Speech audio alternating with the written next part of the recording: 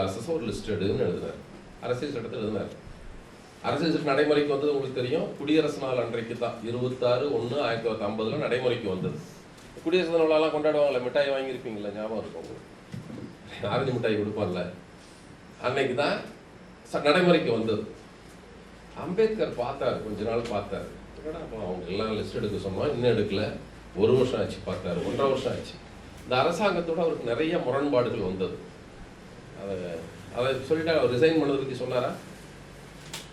அம்பேத்கர் சட்ட அமைச்சர் பதவியை துறந்து போனார்ன்றதை சொன்னாரான்னு. அப்போ அவர் வேணா சாயந்தரம் சொல்லியிருக்காரு, அப்புறம் சொல்லட்டும். இதுக்கு மேல நான் மட்டும் அதை சுருக்கமா சொல்லிடுறேன். அவர் ஒரு கட்டத்தில் 51ஆம் ஆண்டு இவரை 42லயே வந்துட்டார். வைஸ்ராய், அதாவது இவருடைய கவர்னர் ஜெனரலுடைய குழு உறுப்பினர், வைஸ்ராய் கவுன்சில் மெம்பர் ஆயிட்டார்.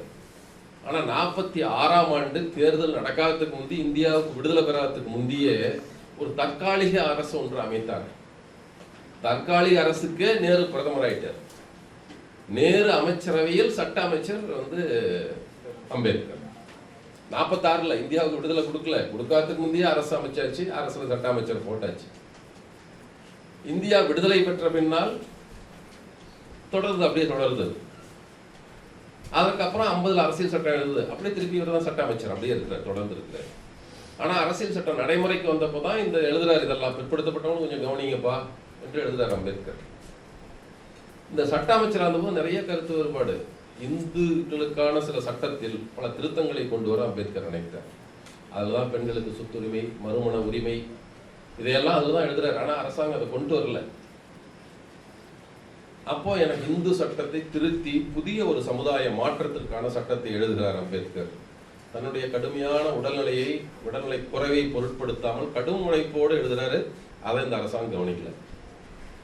சரி, ஒன்று ஒரு கோபம். இன்னொரு கோபம் என்ன வந்ததுன்னா, நான் அதை ரிசைன் பண்ணுறதுக்கு 4 காரணம் சொல்றாரு. இந்த காஷ்மீர் பிரச்சனைக்கு ஒரு யோசனை சொல்றாரு, நீ கேட்கல.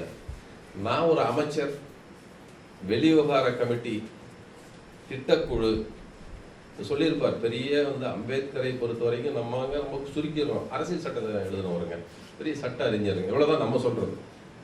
அதெல்லாம் அவருக்கான அடையாளம். அவர் ஒரு சமூக புரட்சியாளர். அவருக்கு பல பரிணாமங்கள் உண்டு. பெரிய பொருளியல் அறிஞர் அவர். எவனாவது எப்போவாது பொருளியல் அறிஞர் பட்டியல் எப்போது அம்பேத்கர் பேர சொல்லிருக்கானா? எவனும் சொல்ல மாட்டான். அவர் திட்டமிடும் துறையில், திட்டமிடுதலில் பெரிய எக்ஸ்பர்ட். அவர் அதை பற்றி அறிவு ஆராய்ச்சிகளை செய்தவர். ஆனால் திட்டமிடுவதற்காக கூட்டப்பட்ட கூட்டத்தில் அம்பேத்கரை கூப்பிட மாட்டாங்க. வெளிவிவகாரத்துறையை பற்றி கூப்பிடுற போது இவர் கூப்பிட மாட்டாங்க. ஏன்னா நான் ஒரு கேபினெட் மந்திரி, என்ன கூடாம நீங்க கூட்டம் நடத்துறீங்க? அவர் அப்படி நடத்தியதற்கு காரணம் என்னவென்றால், இவர் காங்கிரஸ்காரர் இல்லை. காங்கிரஸை அவர் கடுமையா எதிர்த்தவர்.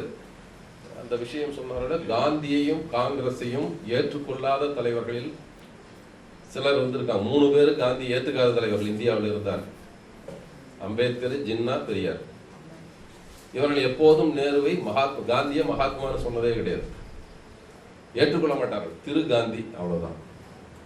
பெரியார்லாம் சொல்லுவானே, என்னையா நீ சொல்ல மாட்டேங்கிற, மகாத்மான்னு சொல்லுமா? இவர் திரு காந்தி பாரு, நண்பர் காந்தி, தோழர் காந்தின்னு பேசுவாங்க. மகாத்மான்னு சொல்லுவானா?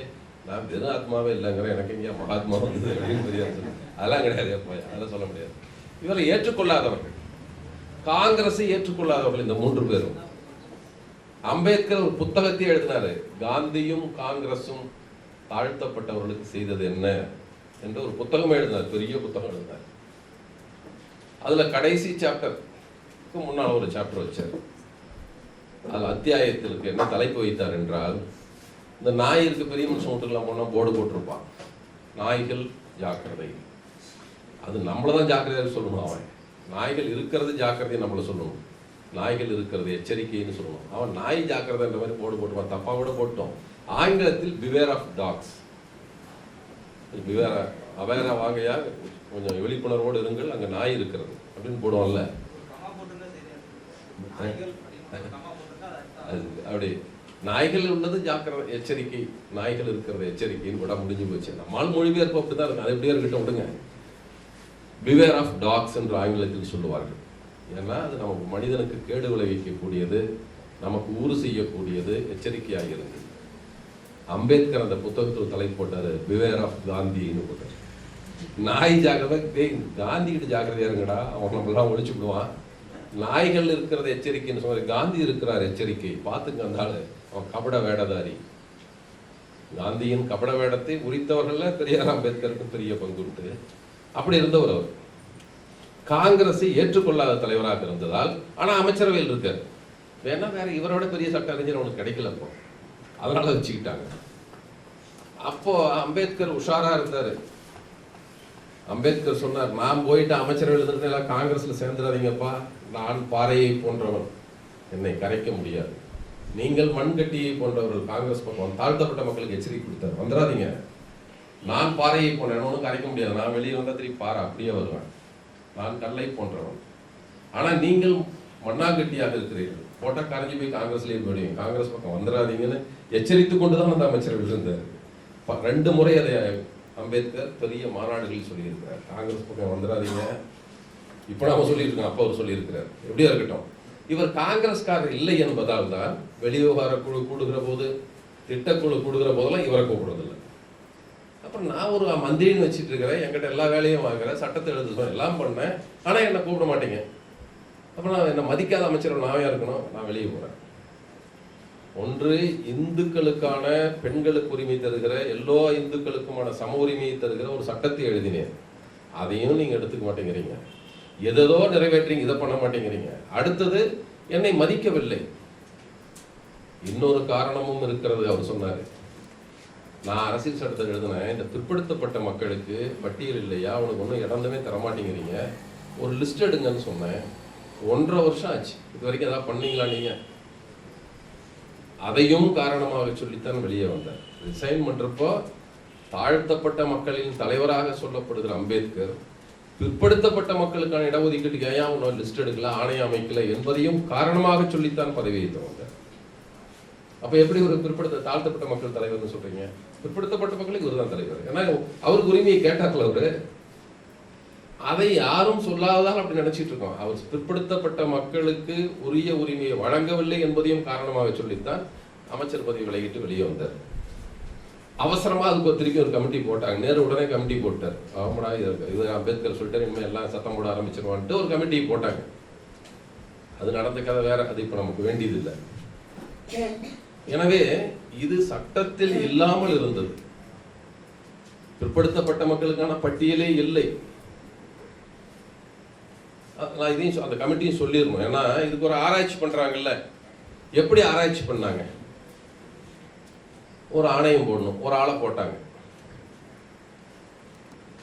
யாரெல்லாம் பிற்படுத்தப்பட்டவங்க லிஸ்ட் எடு அப்படின்னு அதுக்கு ஒரு குழு போட்டாங்க. அதுக்கு ஒரு தலைவராக யாரை போடணும்? பிற்படுத்தப்பட்டவங்களுக்கான உரிமையை கேட்கறது யாரை தலைவராக போடணும்? இப்போ இந்து கோவில் வழிபாடு அது எப்படி பண்ணலாம்? கோயில்ல எல்லாம் பூஜை பண்ணலாம், யாரை தலைவராக போடணும்? முஸ்லீமையா, கிறிஸ்தவனை போடணுமா? ஒரு இந்துவை தானே போட்டால் தானே அது ஏதாவது சொல்லுவான்.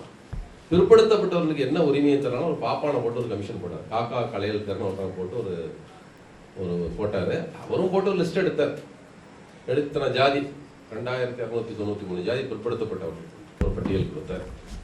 அதை சொல்லிட்டு என்ன சொன்னார் அவரு?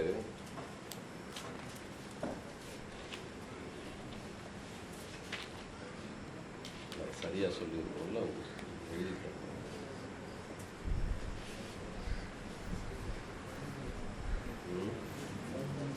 ஒரு